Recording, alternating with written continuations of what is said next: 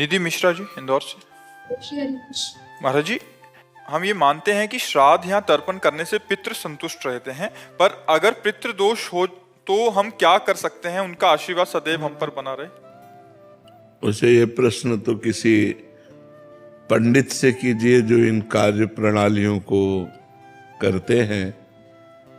हम ये जानते हैं कि समस्त दोषों से मुक्त होने के लिए, समस्त ऋणों से मुक्त होने के लिए, देव ऋण, ऋषि ऋण, मातृ ऋण, पितृ ऋण, गुरु ऋण, समस्त ऋणों से मुक्त होने के लिए और समस्त दोषों से मुक्त होने के लिए एकमात्र भगवान की शरण लेकर यदि हम नाम जपते हुए अपने कार्यों को करें, चाहे वो पितृ तर्पण हो, चाहे वो श्राद्ध हो, तो इससे सब दोष मुक्त हो जाएंगे, सब पितरों का कल्याण हो जाएगा। सात तरति सा लोकान तारयति, वो स्वयं तर जाता है, लोगों को तार देता है, जो अपने चित्त को भगवान में अर्पित कर देता है, जो निरंतर नाम जप करता है, भगवान की शरण में है।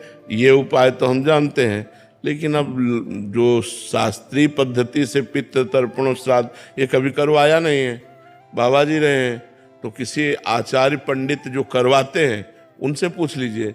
अगर सबका टोटल पूछ रहे हो कि कैसे कल्याण हो, तो एक उपाय है, सर्वधर्मान परित्यज्य मामेकम शरणम ब्रज अहम त्वाम सर्व पापेभ्यो मोक्षयिष्यामि मा शुचा। भगवान कह रहे हैं, राष्ट्रपति हैं, मुकदमा हार गए, फांसी की सजा हो गई, तो एक उपाय है, राष्ट्रपति माफ कर सकता है, दूसरा ले। तो भगवान अखिल ब्रह्मांडों के अधिपति हैं, उनकी शरण में होकर नाम जप किया जाए, सर्वमंगल हो जाएगा, सर्वमंगल हो जाएगा। तो इसलिए हमारे तो यही उपाय पता है।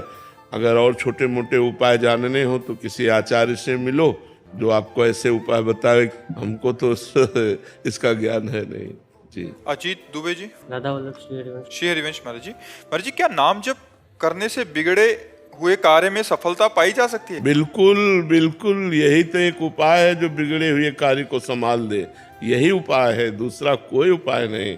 भगवान का नाम जब सब बिगड़ी बना देता है, आप जप के देख लो।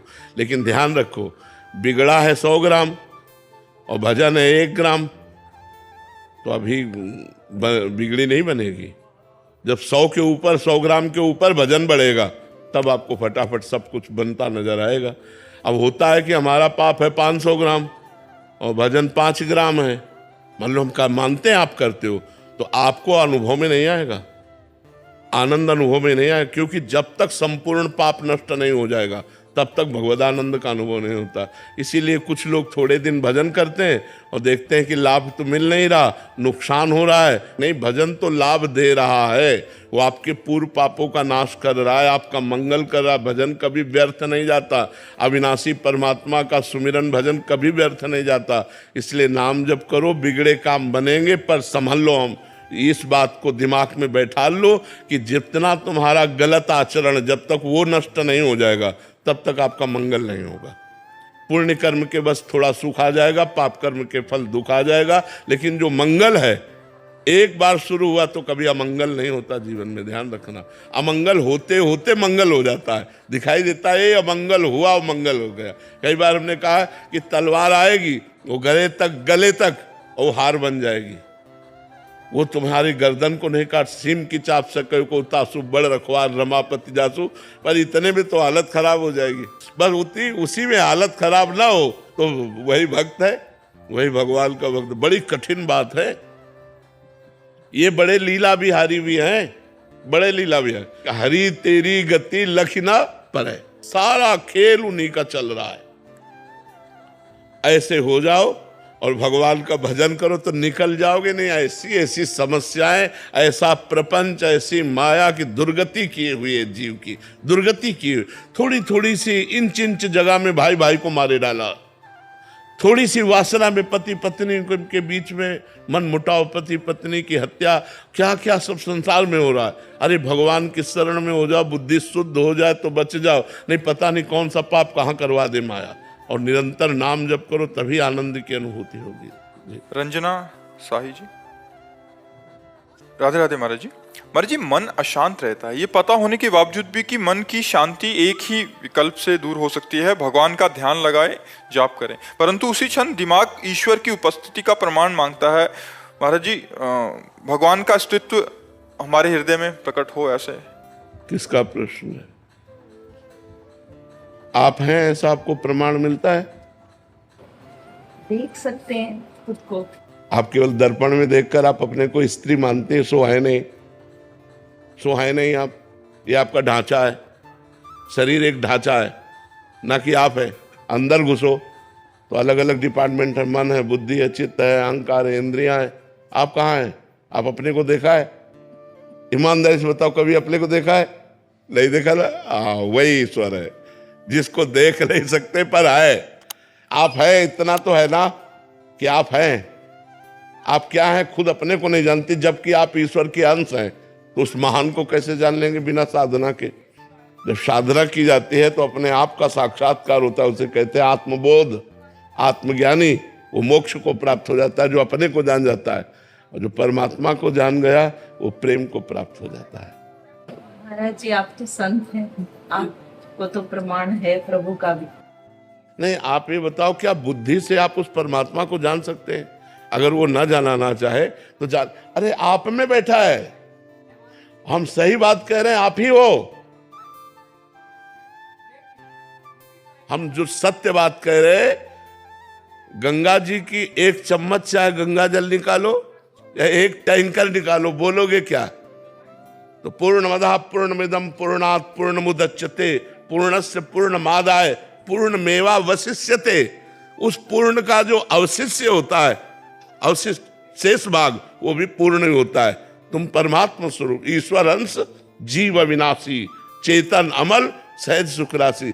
हम लोग शरीरों में पड़ गए, इसलिए हम समझ नहीं पाते कि ईश्वर क्या है। ये अनंत ब्रह्मांड, कृति माने होता है रचना, कृति माने रचना होता है ना। ये प्रकृति है नहीं, प्रकृति है, कृति। ये प्रकृति किसी की रचना है कि नहीं? अपने आप तो नहीं बन गई। जिसकी रचना उसे ईश्वर कहते हैं, परमात्मा कहते हैं। किसी से पूरा तो संचालन हो ही रहा है, हमारी इच्छा से संचालन हो रहा है। समय से वर्षा हो रही है, समय से सूर्य निकल रहा है, समय से चंद्र निकल रहा है, आकाश मृत्यु सब अपना काम समय से कर रहे। तो कोई तो है जो सबको संभाल रहा है। जो सबको संभाल रहा है वही परमात्मा है, वही ईश्वर है। अब वो अव्यक्त है, उसके लिए साधना करनी पड़ेगी। जब तक साधना नहीं है, भजन नहीं है, तब तक उसका परिचय नहीं जान सकते। ब्रह्मविद ब्रह्म ही भवति, और जो ब्रह्म को जान गया वो ब्रह्म स्वरूप हो गया, वो परमात्मा स्वरूप हो गया। कहीं ना कहीं विश्वास करना पड़ता है। जैसे माँ अपने बेटे से कहती तुम्हारे पिता है, तो विश्वास कर लेता है ना। अपने पिता का परिचय सिर्फ माँ से जानता है, सिर्फ माँ जानती इसका पिता कौन है। ऐसे सदगुरु भगवान का परिचय दिलाता है। विश्वास करो, कोई कण नहीं जहां भगवान न हो, कोई क्षण नहीं जहां भगवान न हो। तुम में भगवान, यहाँ भगवान, सर्वत्र भगवान विराजमान है। ये जो बिजली है वही परमात्मा है, जो ऊर्जा है वही परमात्मा है। जिससे हम हिल डुल रहे हैं ना, ये परमात्मा से हिल डुल रहे हैं। जैसे कार्य अलग अलग है, उसका क्षेत्र अलग अलग। पंखा, हाइलोजन, एसी, तीनों के कार्य अलग है। एक प्रकाश दे रहा है, एक केवल हवा दे रहा है, एक शीतल हवा दे रहा है। लेकिन बिजली एक ही है ना। तो एक दुष्ट खोपड़ी में वही पावर गया, वो दुष्टता कर रहा है। एक साधु खोपड़ी में वही पावर गया, वो साधुता कर रहा है। ये जो पावर है ये परमात्मा है। ये जब रूप धारण करता है तो राम रूप, कृष्ण रूप और जगत रूप, ये सारा रूप उसी का है। अब जब तक भजन नहीं करोगे तो ऐसे अपनी छोटी बुद्धि है, छोटी बुद्धि एकदम बहुत छोटी, इतनी छोटी बुद्धि है कि 50 वर्ष तो 40 वर्ष तो हो गए होंगे आपको इस शरीर में रहते हुए। 50 वर्ष में 5 सेकंड भी आप अपने से नहीं मिले। कि 50 साल रहते हो। ज्यादा बड़ा घर नहीं, 3.5 हाथ का है। अपने से नापा जाए तो 3.5 हाथ का ये घर है। अपने से मिलना क्या है? हाँ, यही तो जान जाओ तो सबसे बड़ी बात, शरीर का राग नष्ट हो जाना। हमने तो माना है कि ये जो शरीरधारी का जो नाम है यही मैं हूँ। नहीं नहीं नहीं, ये तो सबको ही जानते हैं, यही रह जाता, जला दिया जाता है।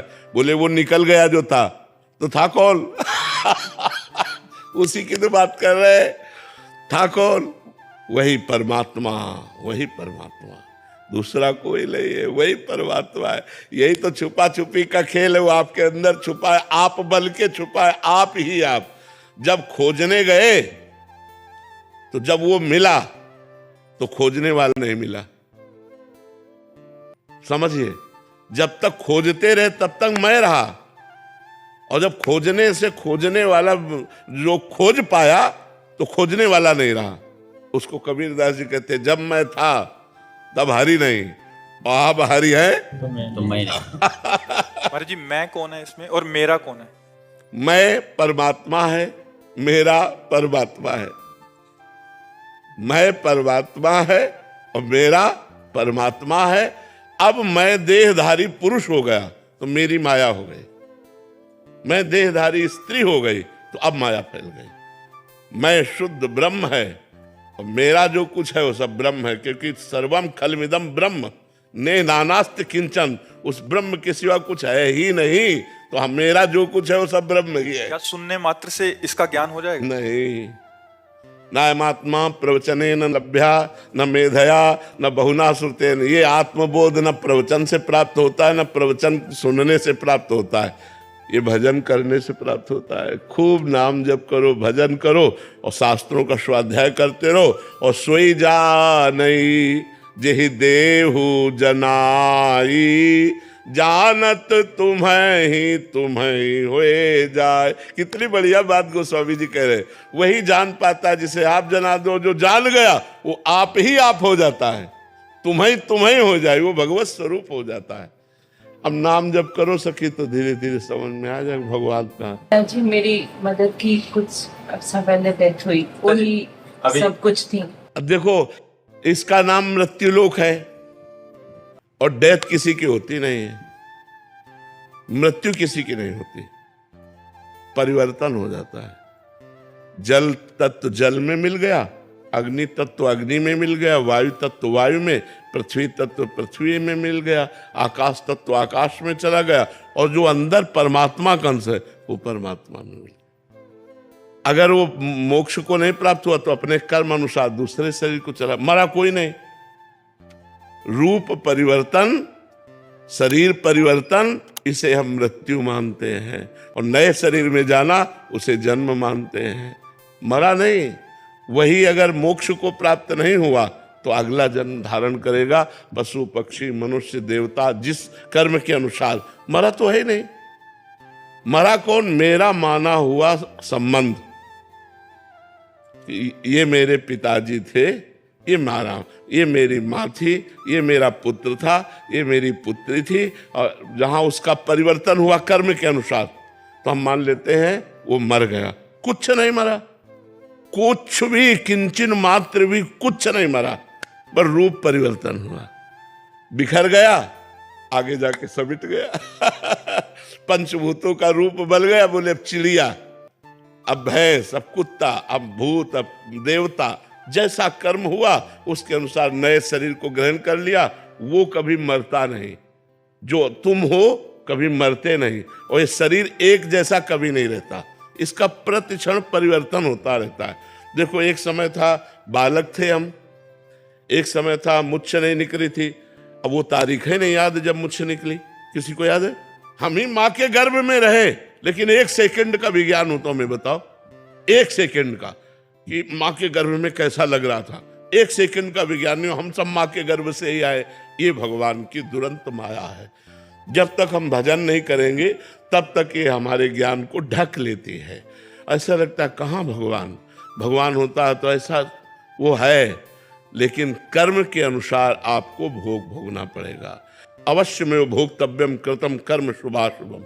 हमारी बात मान लो, कोई किसी को दुख सुख नहीं देता, हमारे कर्म ही हमको दुख सुख देते हैं। केवल हम यहाँ कर्म करने के लिए इस शरीर को पाया है। मैं ये शरीर नहीं हूँ, ये शरीर छूटेगा।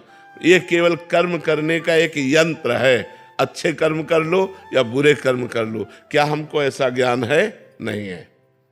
ये शरीर यंत्र है ऐसा ज्ञान नहीं है। हमको ये ज्ञान है मैं ही शरीर हूं, मैं ही भोगता हूं, मैं ही करता हूं। तो कैसे जान पाओगे अपने को? कर्ता भोक्ता अहंकारी मूढ़ आत्मा होता है। अहंकार विमूढ़ आत्मा करता हम इति मन्यते, वो अंधकार में है, वो कैसे जान सकता है अपने स्वरूप को? तो गुरु कृपा करें, उनके द्वारा साधना की जाए, तब हमारे अंदर ये ज्ञान। अज्ञान तिमिरांधस्य ज्ञानांजन शलाकया चक्षुरुन्मीलितं येन तस्मै श्री गुरुवे नमः। और हम परमात्मा के हैं, इसकी पहचान बाप का लक्षण बेटे से मिलना चाहिए। क्यों? बाप का लक्षण बेटे से मिलना चाहिए ना। तो हमारे जो प्रभु हैं वो अविनाशी हैं और हमारा स्वरूप अविनाशी है ना। अगर थोड़ा भी ज्ञान है तो इतना तो पता है कि हमारा स्वरूप अविनाशी है, ये रूप विनाशी है। दूसरी बात, हमारे अंदर एक चाह रहती है इस प्रमाण में कि हमारा स्वरूप अविनाशी है, मैं कभी मरूं ना। अमर होने की चाह होती ना, क्योंकि मेरा पिता अमर है, मेरा पिता अमर है, परमात्मा अमर है ना। दूसरी बात, परमात्मा सुख समुद्र है। हम सब सुख चाहते हैं कि नहीं? और ऐसा सुख चाहते हैं जिसमें दुख किंचन मात्र न हो। ऐसा सुख चाहते हैं ना सब, हमें दुख किंचन मात्र न हो और सुख ही सुख मिले। क्यों? हमारा पिता सुख सिंधु है। तीसरी बात, प्रेम। परमात्मा प्रेम रूप है। हम सबके अंदर एक प्यास रहती है, कोई मुझे प्यार करे, केवल मुझे प्यार करे, अपने स्वार्थ के लिए नहीं, मुझे प्यार करे। ऐसा यहां कहीं नहीं है, वो केवल परमात्मा से ही प्राप्त होता है, क्योंकि परमात्मा ही प्रेम स्वरूप है। कई ऐसे लक्षण हैं, जैसे हम नंबर 1 होना चाहते हैं जिस डिपार्टमेंट में, क्योंकि हम नंबर 1 के हैं उसका नंबर कोई भी महात्मा उठाएगा तो ऐसे कहेगा ना, परमात्मा वो नंबर 1 है ना, वो नंबर 1 है तो हम है ना उसके बच्चे। हम अविनाशी, मरना नहीं चाहते, हम सुख सिंधु, हम सुख चाहते हैं, हम अमर होना चाहते हैं, हम नंबर 1 बनना चाहते हैं। ये सब हमारे पिता के लक्षण हैं। बाप के लक्षण बेटे में आते हैं ना। हमारे पिता परमात्मा है, उनके हम बच्चे हैं, उनके हम अंश हैं, इसलिए हमारी ये चाहते हैं। अपने अंदर ढूंढ के देखो तो आपको लगेगा हम सबसे अलग हैं, इन चेहरों से सबसे अलग है। और जब अंदर वाली पहचान हो जाएगी तो लगेगा हम ही सबके अंदर है, दूसरा कोई नहीं। एक कनेक्शन, एक। इसकी बिजली का हम अलग है, इसकी बिजली का हम अलग है, तो प्रमाण भी दे सकती कि तू केवल हवा देती, मैं लाइट। पर सही पूछो, अगर बिजली का रहस्य जानते हो तो एक ही बिजली है। ऐसे हम सब में एक ही बिजली है, कोई छोटा बड़ा नहीं, कोई ऊंच नीच नहीं, कोई दूर नजदीक नहीं। वो हम सब एक बिजली से चल रहे हैं, एक हैं। सही पूछो तो पूरे विश्व ब्रह्मांड में जितने जीव हैं सब एक ही परमात्मा के संचालन से चल, वही परमात्मा सब कुछ बनाओ। अब ये ज्ञान जिस समय आ गया तो वही महात्मा हो जाता है। सब महात्मा सुदुर्लभा। अब ये ज्ञान ऐसे बातों से तो होगा नहीं, डट के भजन करना पड़ेगा, इंद्रियों पर विजय प्राप्त करना पड़ेगा, मन पर विजय प्राप्त करना पड़ेगा, तब जाके बोध होता है। जी सुनने में बहुत अच्छा लग रहा है, बट ऐसे कभी कभी कठिन भी लग रहा है कि इतना आसान। हाँ, व्यवहार में तो बहुत कठिन है। कोई हमसे गलत व्यवहार करे उसे परमात्मा बनेंगे। वो हमें मार रहा है, गाली दे रहा है, हे परमात्मा आपकी जय हो। तो ऐसा संतों ने कहा है, ऐसा संतों ने करके दिखाया है कि जो उनको मार रहे हैं, मार कोड़े खाल खींच रहे हैं और बोले हरि बोल करता है, तो वो मुस्कुरा के बोले अब तुम्हारा भी कल्याण हो जाएगा, क्योंकि तुमने 2 बार हरि बोल का, अब तुम्हारा कल्याण ले। जो मार रहे हैं उनके कल्याण की उनको चिंता है, जो मार रहे हैं उनके सुख की चिंता है। यही तो महात्माओं का हृदय होता है, यही तो भक्तों का हृदय होता है। तो कभी कभी एक निवेदन था, जैसे पन्ना वाले नहीं आ पाते यहाँ कोई कुछ लोग, लेकिन श्री जी के वहाँ ठाकुर जी के दर्शन तो वृंदावन में ही रहते हैं। वो वृंदावन में इसीलिए तो गए हैं ना, गए तो इसीलिए है ना। जैसे श्रीनाथ जी, गोविंद देव जी, जुगल किशोर जी, ये मदन मोहन जी, ये हमारे ठाकुर वृंदावन से क्यों गए हैं? इसीलिए गए हैं कि सब लोग वृंदावन वास नहीं कर सकते, तो जहां इन ठाकुरों का आश्रय लेकर वास कर रहे हो वो वृंदावन का ही लाभ मिलेगा, क्योंकि वृंदावन के तो ठाकुर जी है। गीता प्रसाद चेयरमैन, गीता प्रसाद चेयरमैन। अच्छा जय जय जी गोविंद का जी, प्रोग्राम में सुखदास जी महाराज, उनका बहुत छपा है। जी जी जय जय जी उनका मुझे व्यक्तिगत मिलते थे। जी जी जी। अरे हमारे घर पे आते थे शेर जी भाई लोग स्वामी जी। अच्छा, हाँ, उम्र हमारा 96 हो गया। 96 वर्ष। हाँ, बहुत। जैजा जी को उनके घर जाता था, मैं रोटी खाता था वहाँ। जी जी हाँ, स्वामी रामसूदास जी मुझे बोले जी केशवराम जी विराटनगर में जैजा जी को इनका मुझे बुलाया। बोले स्वामी जी मैं कुछ तो लीला साधारण आदमी की तरह करता हूँ, कुछ लीला राम कृष्ण भगवान की तरह करता हूँ। जी अब सर्वज्ञ हूँ। बिल्कुल बिल्कुल बिल्कुल। ये जयदयाल जी को इनका बोले रामसूदास जी जी जी जी। जी वो रामसूदास जी मुझे बोले विराटनगर में 78 में। बिल्कुल बिल्कुल बिल्कुल। और आज महाराज 65-60 वर्ष तो सही गए हुए हो गया। जी जी 22 मार्च 71 को भाई जी गए थे। जी जी कितना बरस हो गया। जी जी जी जी। हम तो उनकी वाणी के ही सहारे हैं। जब तक सुनता जब तो मैं आया हूँ। आपकी YouTube पे गानी सुनी है मैंने। जी जी जी आपका दर्शन करके मुझे आनंद हुआ। हमें दर्शन से आनंद हुआ क्योंकि हमारे गुरुजन भाई जी पूज्य जयदयाल जी, इनसे आप मिले हैं। ये हमें, हम मान लो आप उनसे मिले तो हम आपसे मिल रहे हैं, तो मुझे लग रहा है कि मैं उन्हीं से मिल रहा हूँ। अच्छा, महाराज उनका लेख लिखने का जी काम मेरा पड़ा जयदयाल जी का। साधक संजीवनी लिखने में बहुत बड़ा हाथ है इनका। जी जी। और साधकों के लिए बड़ा अमृत है साधक संजीवनी, बड़ा अमृत है। हमसे जब कोई पूछता है गीता की टीका कौन सी पढ़ूं, तो हम कहते हैं स्वामी जी महाराज ने जो सरस और सरलता पूर्वक। कृपा महाराज रामसूदास जी क्या कृपा थी, 4 घंटे वृंदावन में एकांत में ले जाते जंगल में जी और वहाँ बात करते। जी जी नहीं, अकेले से जी गीता जी जी जी उनकी बड़ी कृपा है। जी जी संतों की बड़ी कृपा, जी जी मैं कह नहीं सकता। जी। उनका मैं ऋण चुका नहीं सकता। 96 वर्ष बहुत उम्र होती है। बहुत उम्र होते, बिल्कुल बिल्कुल। आपके ऊपर बहुत कृपा है। हाँ, मैं 50-56 वर्ष समझ रहा रामसूदास जी से।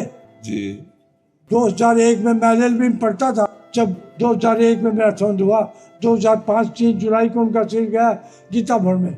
जब तक मेरा समझ रहा जी कितनी उनकी कृपा थी। बिल्कुल एकांत में महाराज चीचा जब वृंदावन में ले जाते अकेले, जी। 6 बजे प्रार्थना खत्म हुई, जी। गाड़ी में बैठे दोनों चले जाते। जी जी फिर भाई जी के दर्शन करवाते, फिर छोड़। जी जी मेरे पर कृपा का क्षण है। बहुत बहुत इधर से आपका ये शादी है आप महाराज, मैं तो सम्मान लायक नहीं हूँ, मैं तो चरणों की धूल लायक हूँ। हाँ, मैं सम्मान लायक नहीं।